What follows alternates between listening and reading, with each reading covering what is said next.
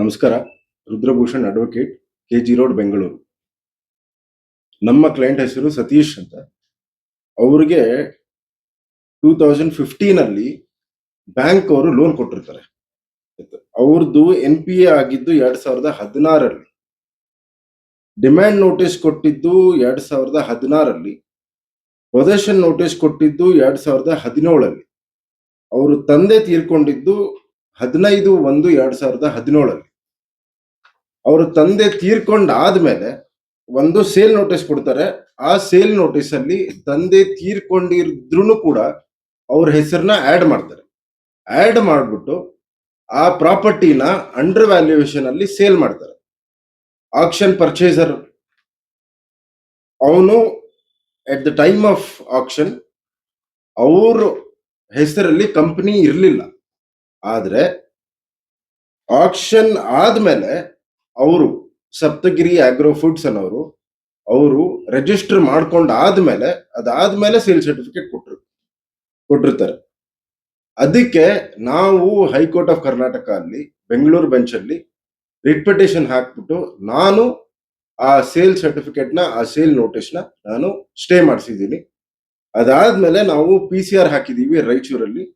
ಅದು ಕಲಬುರ್ಗಿ ಹೈಕೋರ್ಟ್ ಅಲ್ಲಿ Kalaburagi bench high court ಅಲ್ಲಿ ಸ್ಟೇ ಆಗಿದೆ. ಮಿಕ್ಕಿದ್ದು ವಿಷಯಗಳು ಸತೀಶ್ ಅವರೇ ಹೇಳ್ತಾರೆ. ನಮಸ್ಕಾರ. Mahalakshmi agro foods. ನನ್ನ ಹೆಸರು ಸತೀಶ್ ಅಂತ, ರಾಯಚೂರು. ಬ್ಯಾಂಕ್ ನಲ್ಲಿ ಲೋನ್ ತಗೊಂಡಿದೀವಿ, ಇದೆಲ್ಲ ಆಗಿದೆ. ಅದ್ರ ಬಗ್ಗೆ ನಮ್ಮ ಚಂದ್ರಶೇಖರ್ ಡೀಟೇಲ್ಸ್ ಹೇಳ್ತಾರೆ. ಸರ್, ನನ್ನ ಹೆಸರು ಚಂದ್ರಶೇಖರ್ ಅಂತ.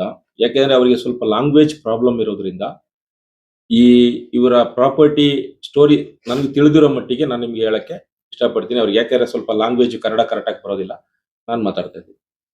ಸರ್, ಇವರು ಲೋನ್ ತಗೊಂಡ್ಮೇಲೆ ಇವ್ರೇನ್ ಮಾಡ್ತಾರೆ, ಒಂದು 2-3 ವರ್ಷ ಇವರಿಗೆ ಅದ್ರ ಬಗ್ಗೆ ಗೊತ್ತಿಲ್ಲ. ಹೇಳ್ಬೇಕು ಅಂದ್ರೆ ರಿಯಾಲಿಟಿ ಕೇಸ್ ಏನಾಗಿದೆ, ಇದೇನ್ ಮಾಡ್ಬೋದು. ಯಾಕಂದ್ರೆ 99% ಬ್ಯಾಂಕ್ ಸಂಸ್ಥೆ ಬಗ್ಗೆ ನಾನು ಯಾವುದು ಮಾತಾಡೋದಿಲ್ಲ. Bank is a very good. ಅದು ಯಾವುದೇ ಆಗಿರ್ಲಿ, ನ್ಯಾಷನಲೈಸ್ ಬ್ಯಾಂಕ್ ಆಗಿರ್ಲಿ, ಯಾವುದೇ ಇರಲಿ, ಅದರಲ್ಲಿ ಕೆಲಸ ಮಾಡ್ತಾರಲ್ಲ ಅಧಿಕಾರಿಗಳು, ಅವರಿಂದ ಆಗುವಂತ ಮೋಸಕ್ಕೆ ಕೆಲವೊಂದು ಅಮಾಯಕರುಗಳು ಬಲಿಯಾಗ್ತಾರೆ ಅಧಿಕಾರಿಗಳಿಂದ. ನಾನು ಇಂಥ ಹೆಸರು ಹೇಳಕ್ ಇಷ್ಟಪಡಲ್ಲ. ಅದೇನಾಗಿದೆ, ಇವ್ರಿಗೂ ಅದೇ ರೀತಿ ಒಂದು ಅನ್ವಯ ಆಗ್ಬಿಟ್ಟಿದೆ. ಇವ್ರು ಏನ್ ಮಾಡಿದ್ದಾರೆ, ಲೋನ್ ತಗೊಂಡಿದ್ದಾರೆ. ಸರ್ವೇ ಸಾಮಾನ್ಯ ನೋಟ್ ಬ್ಯಾನ್ ಆಯ್ತು. ಅದರಲ್ಲಿ ಸರ್ವೇ ಸಾಮಾನ್ಯ ಎಲ್ಲರಿಗೂ ಏಟ್ ಬಿದ್ದಿದೆ. ಅದಾದ್ಮೇಲೆ ಕೊರೋನಾ ಬಂತು. ಎಲ್ಲದರಲ್ಲೂ ಒಂದರಿಂದ ಇವ್ರು ಏನ್ ಮಾಡ್ತಾ ಇದ್ರು ಅಂದ್ರೆ, ರೈತರಿಂದ ಭತ್ತನ ಖರೀದಿ ಮಾಡಿ ಗೌರ್ಮೆಂಟ್ಗಳಿಗೆ ಸಪ್ಲೈ ಮಾಡುವಂತ ಕೆಲಸನ ಮಾಡ್ತಾ ಇದ್ರು. ಅವಾಗ ಕೆಲವೊಂದು ಪೇಮೆಂಟ್ಗಳು ಇವ್ರಿಗೂ ಸ್ಟಾಪ್ ಆಗೋಗಿ ಇವರು ತುಂಬಾ ತೊಂದರೆಗಳನ್ನ ಅನುಭವಿಸ್ತಾ ಇದ್ರು. ಇವ್ರು ಲೋನ್ ತಗೊಂಡು ಆ NPA ಆಗಿ ಅವ್ರು ನೋಟಿಸ್ ಕೊಟ್ಟ ನಂತರ ಇವ್ರು ಏನ್ ಮಾಡಿದ್ದಾರೆ, ಬ್ಯಾಂಕ್ ಅಲ್ಲಿ ಹೋಗಿ ರಿಕ್ವೆಸ್ಟ್ ಕೇಳಿದ್ದಾರೆ, ಸ್ವಾಮಿ ನನಗೆ 1-2 ತಿಂಗಳು ಟೈಮ್ ಕೊಡಿ, ನಾನು ಕಟ್ತೀನಿ ಅಂತ. ಅಂದ್ರೆ ಬ್ಯಾಂಕ್ನವ್ರು ಏನ್ ಮಾಡಿದ್ದಾರೆ ಅಂದ್ರೆ, ಇವರಿಗೆ ಲೋನ್ ಕೊಡುವಾಗ 8 ಕೋಟಿ ರೂಪಾಯಿ ಬೆಲೆ ಬಾಳುವಂತ ಆಸ್ತಿಗೆ 50% ಅಂದ್ರೆ 4 ಕೋಟಿ ಸಮಥಿಂಗ್ ಇವರಿಗೆ ಲೋನ್ ಕೊಟ್ಟಿದ್ದಾರೆ. ಇವರು ಈ 4 ಕೋಟಿ ಲೋನ್ಗೆ ಆಂಧ್ರದ ಗದ್ವಾಲ ಜಿಲ್ಲೆಯಲ್ಲಿ ಇರುವತಕ್ಕಂತ 3 ಪ್ರಾಪರ್ಟಿ, ರಾಯಚೂರಲ್ಲಿ ಇರ್ತಕ್ಕಂತ ಇದು ರೈಸ್ ಮಿಲ್, ಅದು ಒಟ್ಟು 4 ಪ್ರಾಪರ್ಟಿನ ಮಾರ್ಟ್ಗೇಜ್ ಮಾಡಿರ್ತಾರೆ. ಯಾರಿಗೆ? ಬ್ಯಾಂಕ್, ಯೂನಿಯನ್ ಬ್ಯಾಂಕಿಗೆ. ಅವ್ರು ಏನ್ ಮಾಡ್ತಾರೆ, ಒಂದು ಪ್ರಾಪರ್ಟಿನ ಸೇಲ್ ಮಾಡ್ಬಿಡ್ತಾರೆ ಇಮಿಡಿಯೇಟ್ಲಿ ನೋಟಿಸ್ ಕೊಟ್ಟು. ಇವ್ರು ಏನ್ ಮಾಡ್ತಾರೆ, ಸತ್ತಿರೋರ್ ಮೇಲೆಲ್ಲ ನೋಟಿಸ್ ಕೊಟ್ಟು ಪ್ರಾಪರ್ಟಿನ ಸೇಲ್ ಮಾಡ್ತಾರೆ. ಇವ್ರು ಅದನ್ನ DIT ಚಾಲೆಂಜ್ ಮಾಡ್ತಾರೆ.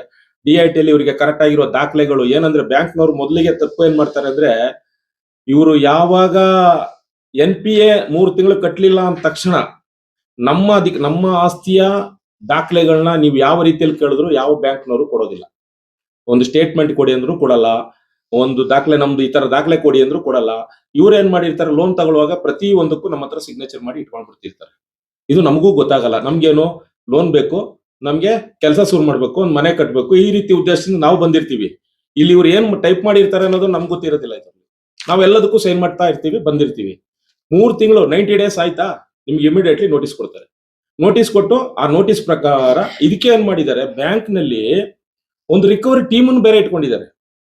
ಆ ಟೀಮ್ ಏನಂತಾರೆ, ಇದು ಹಗಲು ದರೋಡೆ ಅನ್ನೋದು ಅಂತ ಕೆಲಸ. ಇದು ರಾತ್ರಿ ಹೊತ್ತಲ್ಲ, ಹಗಲಲ್ಲೇ ಮಾಡೋದು.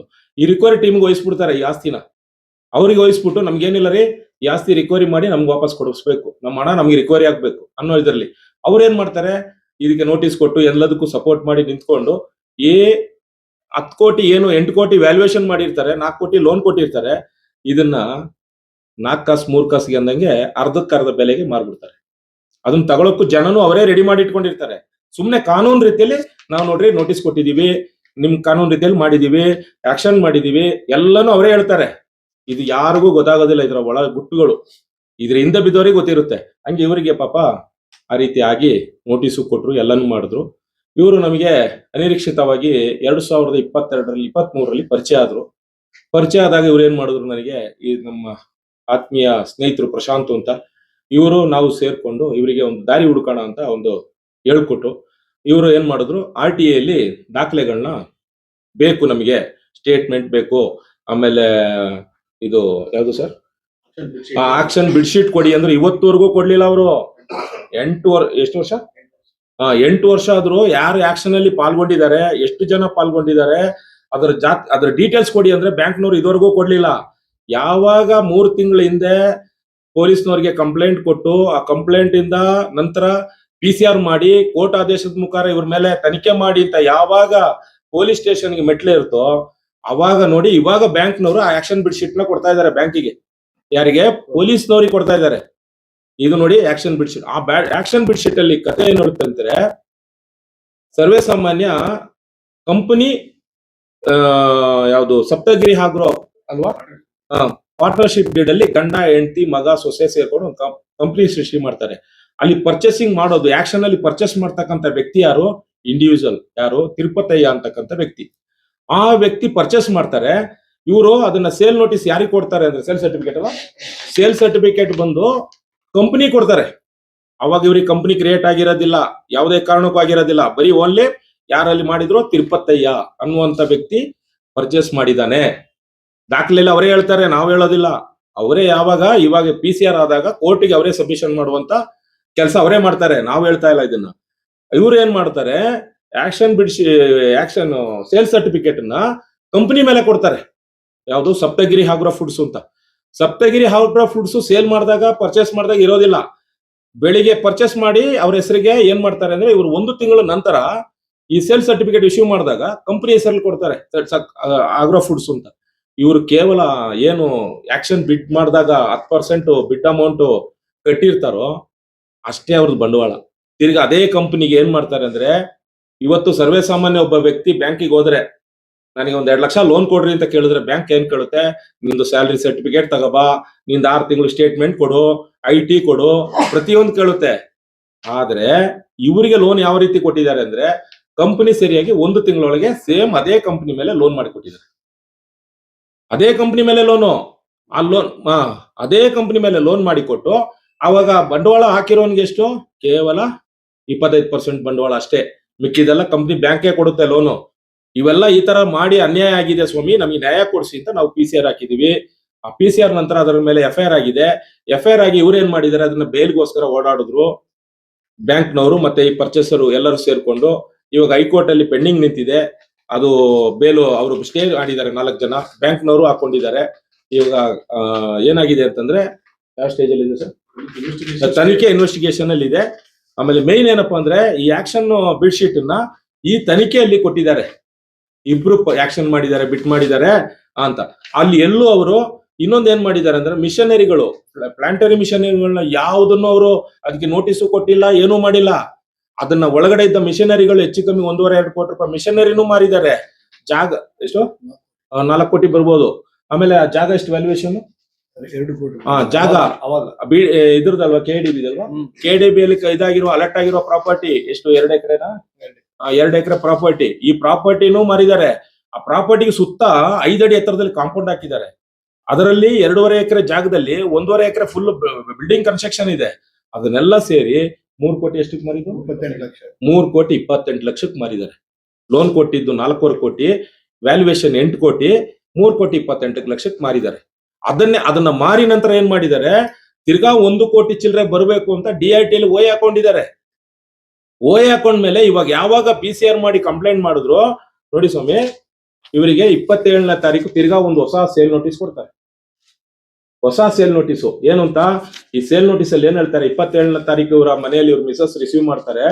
ಮಾಡಿದ್ಮೇಲೆ ಇದೇ ತಿಂಗಳು 30ನೇ ತಾರೀಕು ಸೇಲ್ ಮಾಡ್ತೀವಿ ಅಂತ ಕೊಟ್ಟಿದ್ದಾರೆ ಒಂದ್ ಕಡೆ. ಇಲ್ಲಿ ಇನ್ನೊಂದ್ ಕಡೆ ಏನ್ ಮಾಡಿದ್ದಾರೆ, ಬರುವ ತಿಂಗಳು 9ನೇ ತಾರೀಕು ಸೇಲ್ ಮಾಡ್ತೀವಿ ಅಂತ ಕೊಡ್ತಾರೆ. ಇದು ಎಷ್ಟು ಜನ ಗೊತ್ತಿರುತ್ತೆ ಇದು? ಇದಕ್ಕೊಂದು ಸಮಯ ಇದೆ. ಸೇಲ್ ನೋಟಿಸ್ ಕೊಟ್ಟು ಇದಕ್ಕೆ 30 ದಿನ, 45 ದಿನ, 15 ದಿನ ಅಂತ ಸಮಯ ಇರುತ್ತೆ. ಇದು ಅದು ಮಾಡಿಲ್ಲ ಇವರು. ಇವ್ರೇನ್ ಮಾಡಿದ್ರೆ, OA ಪೆಂಡಿಂಗ್ ಇದೆ DRT ಅಲ್ಲಿ, ಹೈಕೋರ್ಟ್ ಅಲ್ಲಿ ಸ್ಟೇ ಇದೆ ಸೇಮ್ ಪ್ರಾಪರ್ಟಿ ಮೇಲೆನೆ, ಇದೇ ಲೋನು. ಆದ್ರೆ ಏನ್ ಮಾಡಿದ್ದಾರೆ, ತಿರ್ಗಾ ಇದು ಯಾವಾಗ FIR ಆಯ್ತು, ಇವ್ರ ಮೇಲೆ ತನಿಖೆ ಶುರುವಾಗಿದೆ. ತನಿಖೆ ಶುರುವಾದಾಗ ಹೊಸ ನೋಟಿಸ್ ಮೊನ್ನೆ ಕೊಟ್ಬಿಟ್ಟು ಇನ್ನು ಮಿಕ್ಕಿದ 3 ಪ್ರಾಪರ್ಟಿಯಲ್ಲಿ 2 ಪ್ರಾಪರ್ಟಿ ಸೇಲ್ ಮಾಡ್ತೀವಿ ಅಂತ ನೋಟಿಸ್ ಕೊಟ್ಟಿದ್ದಾರೆ. ಇಷ್ಟೆಲ್ಲ ನಡೆದಿದೆ. ಇದ್ರ ಬಗ್ಗೆ ಬ್ಯಾಂಕಿನ ಬಗ್ಗೆ ನಾವು ಮೊದಲು ಕಾರ್ಪೊರೇಷನ್ ಬ್ಯಾಂಕ್ ಇತ್ತು, ಬ್ಯಾಂಕ್ ಮರ್ಜ್ ಆದಾಗ ಅದು ಯೂನಿಯನ್ ಬ್ಯಾಂಕ್ ಆಯ್ತು. ಯೂನಿಯನ್ ಬ್ಯಾಂಕ್ ಆಗ್ಲಿ ಕಾರ್ಪೊರೇಷನ್ ಬ್ಯಾಂಕ್ ಆಗ್ಲಿ ಯಾವುದೇ ಬ್ಯಾಂಕು ನಾವು ಎಲ್ಲೋ ಕೆಟ್ಟದಾಗಿ ಮಾತಾಡಲ್ಲ. ಆ ಬ್ಯಾಂಕ್ ನಲ್ಲಿ ಇರ್ತಾರಲ್ಲ ಕೆಲವೊಂದು ಅಧಿಕಾರಿಗಳು, ಅವರಿಂದ ಇಡೀ ಸಂಸ್ಥೆಗೆ ಕೆಟ್ಟ ಹೆಸರು. ಇದನ್ನ ಮೇಲಾಧಿಕಾರಿಗಳು ಎಚ್ಚೆತ್ಕೊಂಡು ದಯವಿಟ್ಟು ಅನ್ಯಾಯ ಆಗಿ ಅವರಿಗೆ ನ್ಯಾಯ ಕೊಡಿಸ್ಬೇಕು. ಅವರು ಇವಾಗಲೂ ದುಡ್ಡು ಕಟ್ಟಕ್ಕೆ ರೆಡಿ ಇದ್ದಾರೆ. ಸಾರ್ವಜನಿಕ ಹಣ, ಅದು ಪಬ್ಲಿಕ್ ಮನಿ. ಆ ಪಬ್ಲಿಕ್ ಮನಿ ಮೋಸ ಮಾಡ್ತೀವಿ ಅಂತ ಅವ್ರೆಲ್ಲೂ ಹೇಳಿಲ್ಲ. ಅವ್ರು ಕಟ್ಟಕ್ಕೆ ರೆಡಿ ಇದ್ದಾರೆ. ಎಲ್ಲರಿಗೂ ತೊಂದರೆ ಆಗಿದೆ, ಇಲ್ಲ ಅಂತ ಹೇಳಿಲ್ಲ. ಆದ್ರೆ ದಯವಿಟ್ಟು ಅವರಿಗೆ ಒಂದು ಅನುಕೂಲ ಮಾಡಿಕೊಡಿ. ಇದನ್ನ ತನಿಖೆ ಆಗ್ಲಿ, ಇದನ್ನ ಉನ್ನತ ಮಟ್ಟದಲ್ಲಿ ತನಿಖೆ ಆಗ್ಬೇಕು. ಇದ್ರಲ್ಲಿ ಯಾರ್ಯಾರು ಶಾಮೀಲಾಗಿದ್ದಾರೆ, ಯಾರ್ಯಾರು ಇದಕ್ಕೆ ಸಪೋರ್ಟ್ ಮಾಡಿದ್ದಾರೆ, ಅವರು ಎಲ್ಲ ಜಾತಕ ಹೊರಗಡೆ ಬರ್ಬೇಕು ಅಂತ ತಮ್ಮ ಮಾಧ್ಯಮ ಮಿತ್ರಗಳ ಜೊತೆಗೆ ಸತೀಶ್ ಅವರ ಪರವಾಗಿ ನನಗೆ ಈ ವಿಷಯ ಬಗ್ಗೆ ತಿಳಿದಿರೋದ್ರಿಂದ ನಿಮ್ಮಲ್ಲಿ ಕೈ ಮುಗಿದು ಕೇಳ್ಕೊತಾ ಇದ್ದೀನಿ.